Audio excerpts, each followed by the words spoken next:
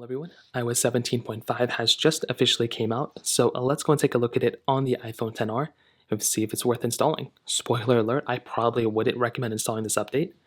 The first thing, this update coming from iOS 17.4 was about 6 gigabytes, 5 to 6 gigabytes, depending on which iPhone you have.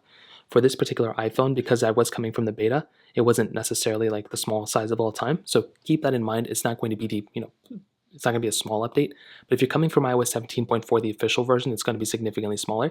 But if you're coming from a beta, if you're coming from, I was coming from the last beta that was installed on this particular one, the build number's the same as far as I know as well.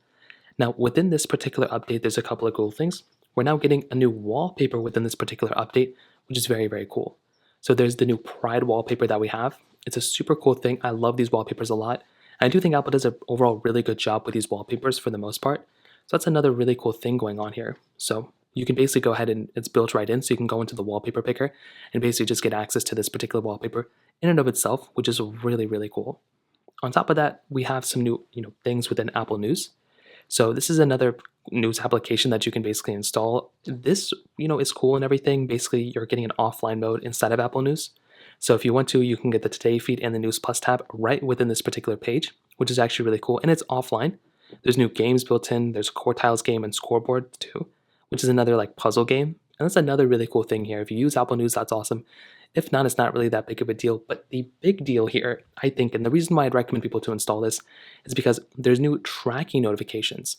So these are now cross-platform. Basically before, if an AirTag was following you or whatever, you didn't have it installed, basically it would notify you that an AirTag was following you.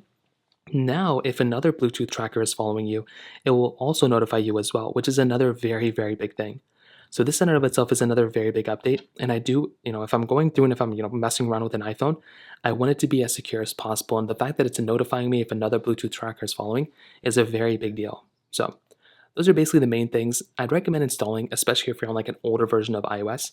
If you're on 17.4, you can maybe take your time, see a couple more people's reviews and see if there's any issues. I'll make a follow-up review in a couple of days. I'll make a battery review tomorrow. So I'll let you guys know how it goes, but that's essentially iOS 17.4. If you have any other thoughts or questions, let me know in the comment section below. Hit the like button, that would mean so much, but definitely hit that subscribe button. More importantly than everything else, I love every single one of you guys. Hopefully I'll catch you guys in the next video.